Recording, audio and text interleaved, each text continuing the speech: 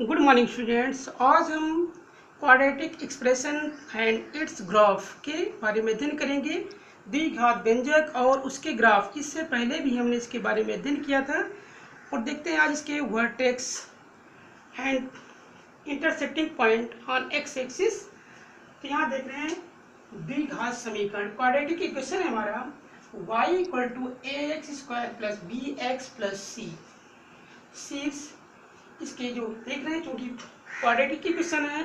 और ये पैराबोला बनता है। क्वाड्रेटिक इक्वेशन हमेशा पैराबोला बनता है और ये अपवर्ड एंड डाउनवर्ड इसकी वैल्यू डिपेंड करता है। इसे देख रहे हैं if a is greater than 0 and d is greater than 0, d discriminant d equal to b square minus 4ac, d equal to b square minus 4ac। इसकी value d की value greater than 0 है, 0 से बड़ी value होगी तो उसमें ये आपका अपवर्ड होगा। और यहाँ इसके वर्टेक्स देखते हैं, जैसे ये वर्टेक्स है आपका, इसके कोऑर्डिनेट हो जाएंगे minus B upon 2a comma minus d upon 4a at d is the discriminant.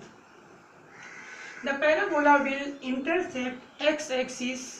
In two distinct points if d is greater than 0,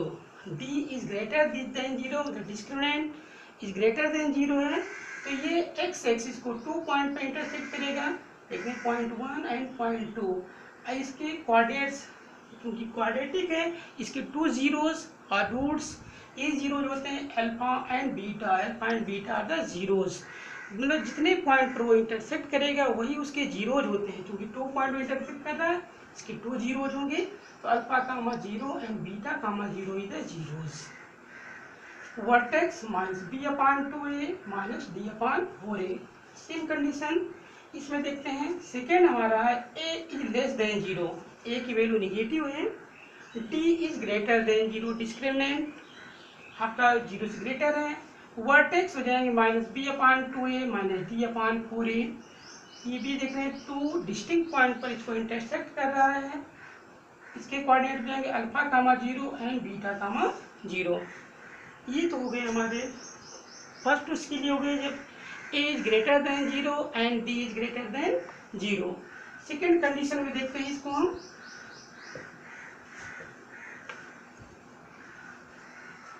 ये देखेंगे पैराबोला जस्ट इसमें देखेंगे इस कंडीशन को सेकेंड कंडीशन होती है हमारी।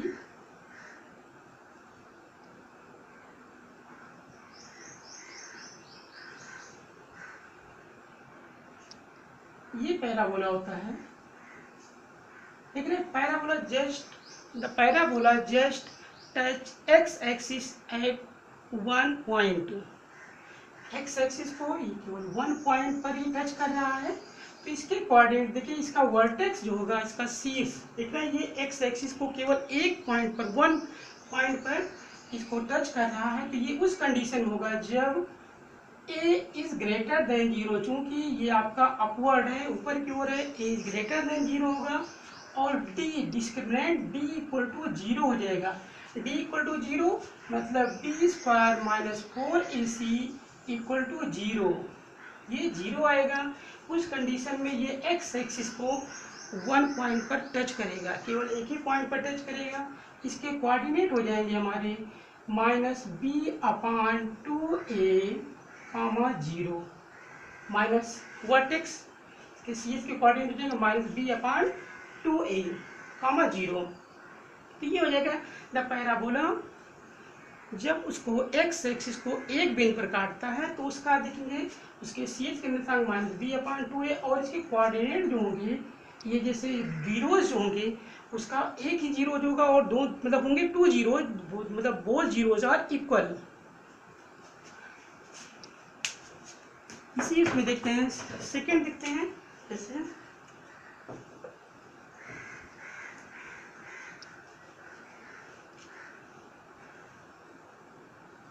ये पैराबोला हमारा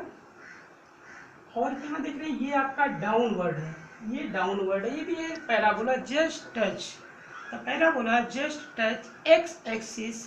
एट 1 पॉइंट। यहाँ भी कंडीशन देख रहे हैं ये भी क्या कर रहा है एक्स एक्सिस को 1 पॉइंट पर टच कर रहा है तो coordinate of vertex b upon 2a comma 0 और चूंकि ये डाउनवर्ड है यहाँ पर a is less than 0 and d equal to 0, इसके भी जीरोज होंगे, इक्वल होंगे, क्योंकि ये इसको एक्स एक्सिस को 1 पॉइंट पर टच कर रहा है। इससे आगे देखते हैं अगली कंडीशन होती है हमारी थर्ड कंडीशन।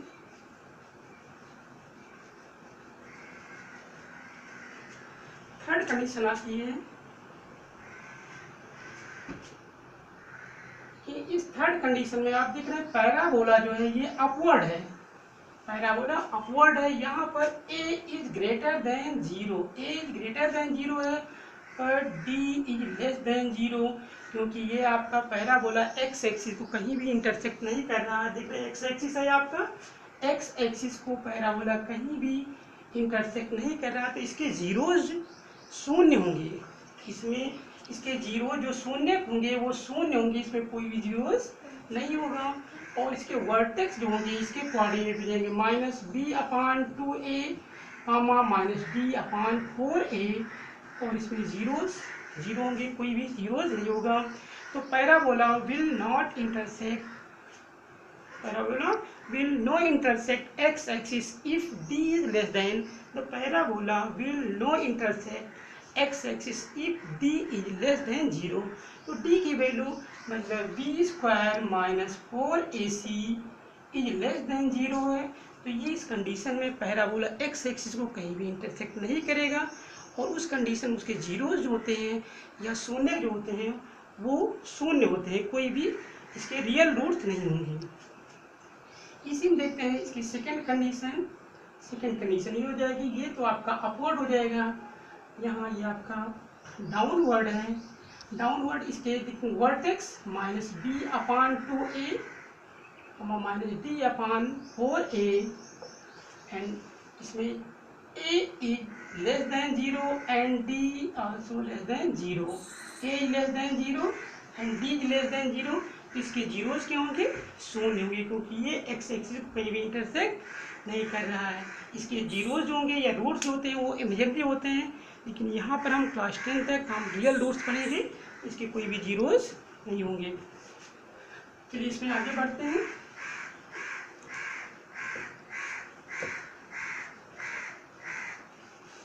तो इस तरह से किसी भी कोई भी हमारा पैराबोला गिवन होगा क्वाड्रेटिक है, तो उसके हम जीरोस मतलब उसके वर्टेक्स के कोऑर्डिनेट फाइंड कर सकते हैं। तो वर्टेक्स का कोऑर्डिनेट ये हो जाएगा आपका वर्टेक्स कोऑर्डिनेट ऑफ वर्टेक्स मतलब शीर्ष के निर्देशांक जो होंगे वर्टेक्स ये आ जाएंगे -b/2a, -d/4a, इसमें हम वैल्यू पुट कर देंगे तो उसके वर्टेक्स आ जाएंगे। अब यहाँ पर हम आगे बढ़ते हैं समीकरण के, देखिए समीकरण के मूलों एवं गुणांकों में संबंध, relation between roots and relation between roots and relation between roots and coefficient, relation between roots and coefficient, मतलब यहाँ समीकरण के मूलों और समीकरण के मूलों एवं गुणांकों में संबंध, गुणांकों में संबंध, उसके मूल और गुणांक में क्या संबंध होते हैं इसके बारे में अध्ययन करेंगे। यहाँ देख रहे हैं हमारा एक फंक्शन दिया है, एक पॉलिनोमियल्स है a0 x की power n plus a1 x की power n-1 plus a2 x की पावर n-2। यहाँ देख रहे हैं जैसे यहाँ इसकी a की जो a0 है, यहाँ पर सब स्क्रिप्ट में a0 है तो x की पावर n है, a1 है x की पावर n-1, जैसे यहाँ देख रहे हैं सब स्क्रिप्ट में वैल्यू जैसे इंक्रीज कर रही है x की पावर वैल्यू डिक्रीज करती जा रही है। यहाँ 2 है तो x-2 हो जाएगा, प्लस a3 x की power n-3 plus a4 x की पावर n-4, और लास्ट में ये आ जाएगा हमारा, क्योंकि देखेंगे यहाँ पर ये वैल्यू हो जाएगी an हो जाएगी और x की पावर 0, a की पावर 0, मतलब ये कांस्टेंट वैल्यू आ जाएगी, ऐसे हो जाएगा। अब चूंकि ये हमारा nth टर्म्स का है, इसको हम ऐसे लिख सकते हैं a0 x power n plus a1 x raise n minus 1 plus a2 x raise n minus 2 plus a3 x power n minus 3 so on आप ये हो जाएगा। देखते हैं इसमें an इक्वल टू 0। नेक्स्ट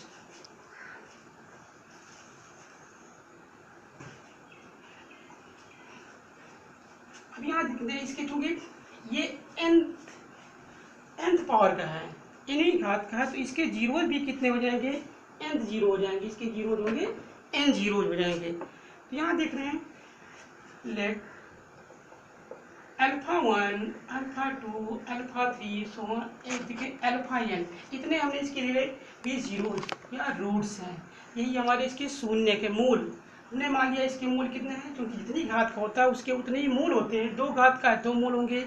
तो यहाँ देख रहे हैं n घात का है तो इसके n मूल हो जाएंगे। अब इसमें देखेंगे मूलों का योगफल, सम ऑफ जीरोस, देखेंगे मूलों का योगफल ये हो जाएगा, मूलों का योगफल, मूलों का योगफल, योगफल मूलों का योगफल जो alpha 1 plus alpha 2 plus alpha 3 plus dot D हो जाएगा अल्फा n। यहाँ हम देख रहे हैं कि अल्फा 1 प्लस अल्फा 2, मतलब चूँकि अल्फा 1 ये दिया गया है और ये वैल्यू जो ली गई है इसकी पावर 1 है, यहाँ भी इसकी पावर 1 है, इसकी पावर 1 है, सबकी पावर 1 है, मगर ये मतलब कि यहाँ सिंगल टर्म्स लिए गए हैं। तो -1 की पावर n, -1 की पावर यहाँ 1 हो जाएगा, -1 की पावर 1, चूँकि सिंगल टर्म्स लिए गए हैं। और ये आ जाता है x की power n, coefficient of x की पावर, कोएफिशिएंट ऑफ x की पावर n माइनस 1 अपान x की power n, coefficient of x की पावर n, मतलब -1 की पावर 1, क्योंकि यहाँ इसकी पावर 1 है, और कोएफिशिएंट ऑफ x की पावर 1, जितनी पावर हाईएस्ट पावर जो होगी और इसकी पावर जो होगी उसको हम माइनस कर देंगे, तो x की power -1 upon coefficient of x power n। तो यहाँ देख रहे हैं x की पावर n माइनस 1, x की पावर n माइनस 1, तो यहाँ x पावर n माइनस का कोएफिशिएंट है कितना, x पावर, यहाँ देखिए इसका कोएफिशिएंट है a1, तो ये वैल्यू हो जाएगी आपकी, और -1 की पावर 1 है, तो ये हो जाएगा आपका minus a1 upon coefficient of x की पावर n, ये हो जाएगा a1 अपान a0, a1 अपान a0 हो जाएगा। इसी प्रकार अगर हम सपोज के 2 मोल 2 जीरो लेते हैं, alpha 1 alpha 2 plus alpha 2 alpha 3 plus, इस तरह से हम लेते हैं, तो यहाँ आ जाएगा अल्फा n माइनस 1 अल्फा 1, क्योंकि इसमें देखिए 2 जीरोज लिए जा रहे हैं, एक ये है कि अल्फा 1, अब इसकी पावर 1 है और इसकी पावर 1 है, तो कितनी हो जाएगी 1 1 2, यहाँ आ जाएगा -1 की पावर हो जाएगा 2 हो जाएगा, और कोएफिशिएंट ऑफ देखेंगे, कोएफिशिएंट ऑफ x की पावर n माइनस 2 हो जाएगी, क्योंकि यहाँ देख रहे हैं इसकी पावर कितनी है 2 हो रही है, -1 की पावर 2 हो जाएगा, और यहाँ n माइनस 2 हो जाएगा, जितनी पावर जितने रूट्स लेंगे वो माइनस हो जाएगा, अपान कोएफिशिएंट ऑफ, डिनोमिनेटर में सेम वैल्यू रही, कोएफिशिएंट ऑफ x की पावर n, यहाँ पर x की पावर n हो जाएगा, तो यहाँ देख रहे हैं -1 की पावर 2 है, तो ये वैल्यू हो जाएगी आपकी प्लस की हो जाएगी, और x की पावर n माइनस 2 का कोएफिशिएंट कितना है, n माइनस 2 कोएफिशिएंट a2 हो जाएगा, तो यहाँ और ये -1 की पावर 2 प्लस में हो जाएगी, तो a2 अपान a0 आ जाएगा, a0। सेम प्रोसेस हम करते हैं, तो इस तरह से हम n के लिए जब करते हैं तो n के लिए आ जाएगा alpha 1 alpha 2 alpha 3 alpha 4 alpha n, यहाँ n कोएफिशिएंट है उनको जब लेंगे तो उसका 0, तो -1 की पावर n हो जाएगा, और यहाँ आ जाएगा कोएफिशिएंट ऑफ x की power n minus n upon coefficient of x की पावर n, मतलब x की पावर n का कोएफिशिएंट, मतलब -1 की पावर n, यहाँ x की पावर n माइनस, क्योंकि यहाँ पे जो रूट्स लिए जा रहे हैं 1 2 3 4, इनको ऐड करेंगे तो इसकी पावर कितनी हो जाएगी n हो जाएगी, तो यहाँ इसकी पावर माइनस कर दी गई है। अब माइनस इस पर डिपेंड करेगा कि n कैसा है आपका, इवन होगा पॉजिटिव आएगा, ऑड होगा निगेटिव आ जाएगा, और यहाँ 0 आ जाएगा, तो -1 की पावर n, और ये x power n minus n, मतलब x पावर 0 0 मतलब कांस्टेंट टर्म ए की पावर n हो जाएगा, यहाँ पे an आ जाएगा an अपान a0। इस तरह से हम उसके जीरोस फाइंड करेंगे। अब देखते हैं हम स्क्वायर और क्वाड्रेटिक ही निकालते हैं जीरोस।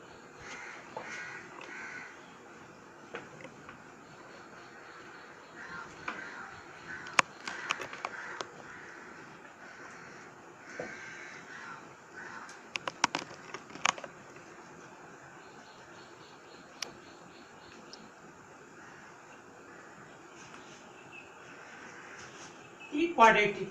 द्विघात समीकरण से हम देख रहे हैं A X square plus B x plus C equal to 0। यहाँ देख रहे हैं हम इसके लेते हैं जीरोस, माना मूल है,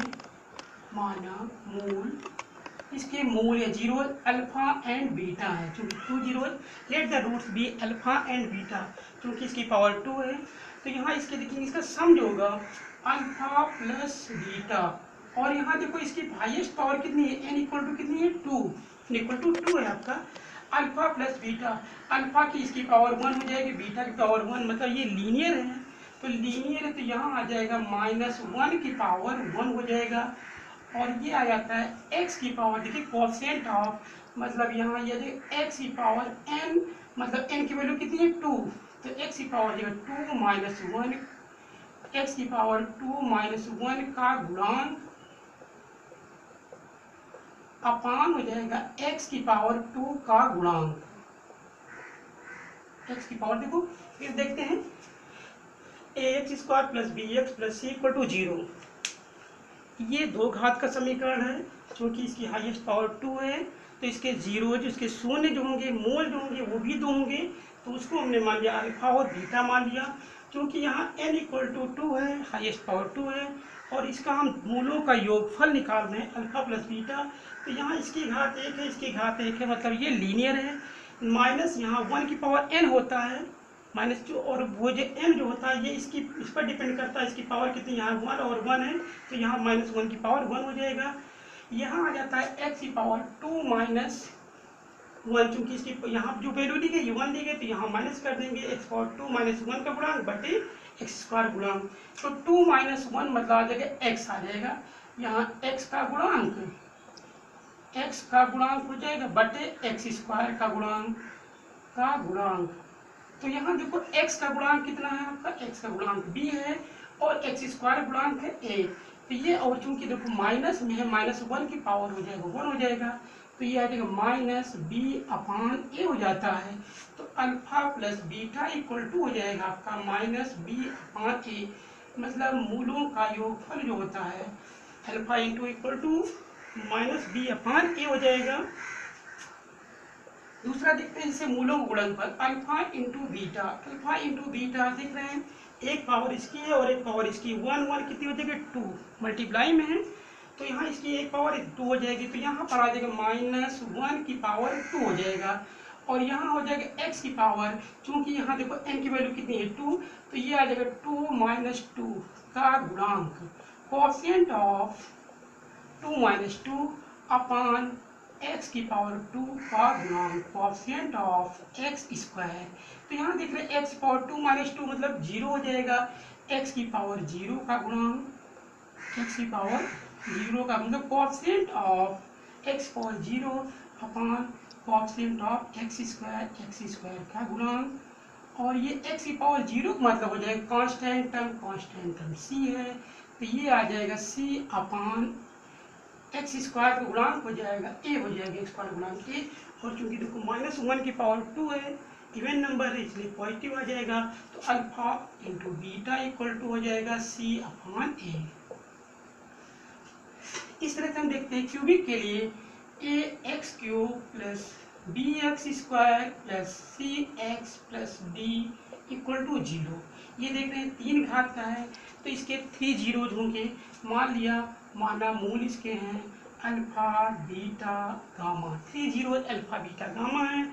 तो यहाँ देखते हैं इनका सम जो होगा alpha plus beta plus gamma, मूलों का योगफल, क्योंकि देख रहे हैं इसकी घात 1 है, एक घात है, तो इसकी एक घात मान लीजिए लीन होगी, तो यहाँ आ जाएगा -1 की पावर 1 हो जाएगा, और ये देख रहे हैं x की पावर यहाँ हाईएस्ट पावर 3 है, मतलब n इक्वल टू 3 आ जाएगा। तो x की पावर आ जाएगा 3 माइनस 1, क्योंकि यहाँ 1 लिया गया है ना, एक ही घात का है, तो 3 माइनस 1 का गुणांक अपान हो जाएगा x क्यूब का गुणांक। तो यहाँ x पावर 3 माइनस 1 मतलब हो जाएगा x square, x minus x 3 minus 1 मतलब हो जाएगा एक्स स्क्वायर का गुणांक है b, और चूंकि माइनस 1 की पावर 1 है तो ये माइनस में आ जाएगा, तो माइनस b हो जाएगा अपान एक्स क्यूब का गुणांक हो जाएगा ये हो जाएगा, तो माइनस b अपान ए हो जाएगा। तो alpha plus beta plus gamma equal to minus b upon ए, ये हो जाएगा क्यूबिक के लिए। सेम प्रोसेस इसमें अगर हम दो दो मूलों के गुणनफल का योगफल निकालें तो ये आ जाएगा alpha beta plus beta gamma plus gamma alpha equal to, चूंकि देख रहे हैं यहाँ दो मूल है, एक घात इसकी एक घात इसकी, जुड़ के दो घात हो जाएंगी, तो ये आ जाएगा माइनस 1 की पावर 2 और x की पावर हो जाएगा 3 माइनस 2, चूंकि यहाँ देख रहे हैं हाईएस्ट पावर 3 है और 2 लिया गया है क्योंकि हम दो मूल ले रहे हैं, उनका योगफल कितना, उनकी घातों के योगफल 2 आ रहा है, इसका गुणांक 3 माइनस 2 का गुणांक अपान एक्स क्यूब का गुणांक। तो x की पावर 3 माइनस 1 मतलब हो जाएगा x हो जाएगा, क्योंकि 3 से 1 घटाएंगे तो x आ जाएगा, तो x का गुणांक है आपका c, और यहाँ माइनस 1 की पावर 2 इवन नंबर है, तो यहाँ आ जाएगा आपका c अपान ए हो जाएगा एक्स क्यूब गुणांक। तो alpha beta plus gamma alpha equal to C upon ए, ये हो जाएगा मतलब क्यूबिक समीकरण के जो है उसके दो दो मूलों का योगफल। अगर मान लिया हम तीनों मूलों लेते हैं अल्फा बीटा गामा, तीनों मूलों का गुणनफल alpha beta gamma equal to minus 1 की पावर 3 हो जाएगा, क्योंकि एक घात इसकी जुड़ जाएंगे तो 3 हो जाएगी, और हाईएस्ट पावर इसकी 3 है, तो x की पावर हो जाएगा आपका 3 माइनस 3 का upon coefficient of x power 3 minus 3 upon coefficient of x cube का गुणांक। तो 3 माइनस 3 0 आ जाएगा, x की पावर 0 मतलब हो जाएगा कांस्टेंट टर्म, और कांस्टेंट टर्म ये आपका d है, माइनस 1 की पावर 3, तो माइनस 1 की पावर 3 ये और नंबर है, तो माइनस b अपान ए हो जाएगा। तो इस तरह से हमने देखा alpha beta gamma equal to minus d upon a. तो यहाँ देख रहे हैं उसकी मूलों के गुणनफल में ये रिलेशन आ रहा है, माइनस डी अपान ए आ गया। इस तरह से हम पढ़ते हैं, आगे चलिए नेक्स्ट करते हैं बाई क्वाड्रेटिक मतलब चतुर्थ घात, उसके मूलों कैसे ज्ञात करेंगे।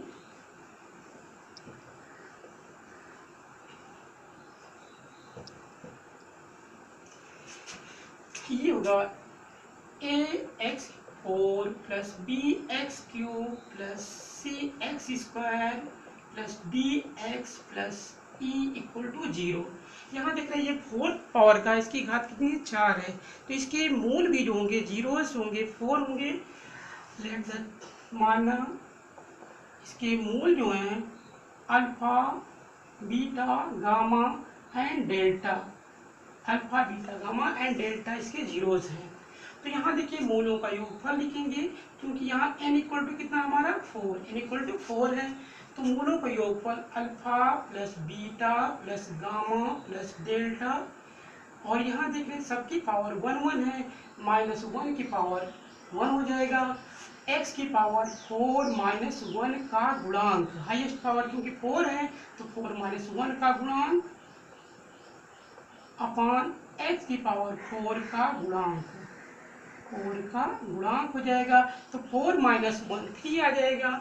और माइनस 1 की पावर 1 ये निगेटिव हो जाएगा, माइनस हो जाएगा। अब देखेंगे एक्स क्यूब का गुणांक है b, तो माइनस b अपान एक्स पावर 4 का गुणांक है a, तो माइनस b अपान ए। तो alpha plus beta plus gamma plus delta equal to minus b upon ए, ये हो जाएगा माइनस b अपान हो जाएगा। इस तरह से इसके हम दो दो मोल का हाँ देखते alpha plus beta plus gamma plus delta minus B upon A. अब इसके दो दो मूलों का योगफल ज्ञात करेंगे। तो दो दो मूलों के लिए देख रहे हैं, इससे इसके हम दो मूल लेते हैं alpha beta plus beta gamma plus gamma delta, alpha beta plus beta gamma plus gamma delta, alpha beta plus beta gamma plus gamma delta plus beta delta plus alpha gamma plus alpha delta. यहाँ देखें ना, ये हो जाएंगे alpha beta plus beta gamma plus gamma delta plus beta delta plus alpha gamma plus alpha delta. यहाँ दो मूल ले रहे हैं और देख रहे हैं सभी मूल देख रहे हैं कितने 3 टाइम्स आ रहे हैं। जैसे देखिए अल्फा 1 2 और 3 टाइम्स आया, बीटा भी 3 टाइम 1 2 और ये 3 टाइम्स आया, गामा भी देखेंगे 1 2 3 टाइम आया है और डेल्टा देख रहे हैं 3 टाइम्स आया, 1 2 एंड 3 टाइम्स आया है। और यहाँ इसकी पावर देखेंगे, क्योंकि ये इसकी घातें 2 हो जाएंगी, एक घात इसकी 2 हो जाएगी, तो ये आ जाएगा -1 की पावर 2 और x की पावर 4 - 2 का गुणांक अपान हो जाएगा x की पावर 4 का गुणांक। ये हो जाएगा, तो 2 मूल लेंगे तो ये आ जाएगा coefficient of x rays power 4 - 2 upon coefficient of x rays power 4, तो x पावर 4 - 2 ये आ जाएगा x स्क्वायर हो जाएगा और x स्क्वायर का गुणांक है आपका c, तो c upon a, x power 4 गुणांक a -1 की पावर 2a प्लस में हो जाएगा। तो alpha beta plus beta gamma plus gamma delta plus beta delta plus alpha gamma plus alpha delta equal to c upon a। तो ये हो जाएंगे दो मूलों के गुणनफल का योगफल। 3 मूलों को लेंगे, alpha beta gamma plus beta gamma delta, alpha beta gamma plus beta gamma delta plus gamma delta alpha plus alpha beta delta, क्योंकि देख रहे हैं इसमें 3 मूलों के गुणनफलों का योगफल है, तो ये आ जाएगा, चूंकि 3 है इसकी घातें देखिए 1 2 3 3 मूल लिए जा रहे हैं, उनका गुणनफल है, उसकी देखिए गुणनफल में मतलब इसकी घातें 3 हो जाएंगी, तो ये -1 की पावर 3 x की पावर 4 - 3 का गुणांक, मतलब coefficient of x power -3 upon x power 4 का गुणांक। तो यहाँ x पावर 4 - 3 मतलब हो जाएगा x हो जाएगा, तो ये और -1 की पावर 3 -1 होगा, तो ये आ जाएगा -d अपान a। तो alpha beta gamma plus beta gamma delta plus gamma delta alpha plus alpha beta delta equal to -d upon a। तो ये हो जाएगा हमारा 3 मूलों के गुणनफलों का योगफल। और चारों को लेते हैं अल्फा बीटा गामा डेल्टा, 4 मूलों के गुणनफलों का योगफल, सॉरी चारों मूलों के का गुणनफल अल्फा बीटा गामा डेल्टा, ये हो जाएगा आपका -1 की power 4 equal to x power 4 - 4 का गुणांक अपान हो जाएगा x पावर 4 का गुणांक। तो यहाँ इसका कोएफिशिएंट लेते हैं, तो -1 की पावर 4 प्लस हो जाएगी और 4 - 4 ये कांस्टेंट टर्म आ जाएगा e, तो e अपान x की पावर 4 का गुणांक हो जाएगा a, तो e अपान a आ जाएगा, alpha beta gamma delta equal to हो जाएगा आपका e अपान a। तो इस तरह से हमने देखा उसके मूलों में संबंध निकाला, 2 मूलों के लिए देखा, और ये इसके आगे हम नेक्स्ट वीडियो में मिलेंगे। Thank you.